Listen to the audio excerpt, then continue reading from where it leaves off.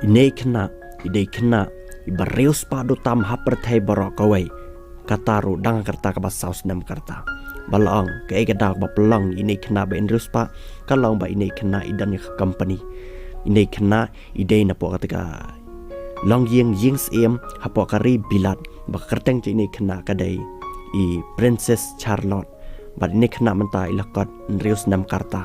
Balang gikmek pa ine kena kide na ka royal family ka kerteng kami kadai ka Catherine Middleton berkupau di Prince William na yings em na po kari bilat.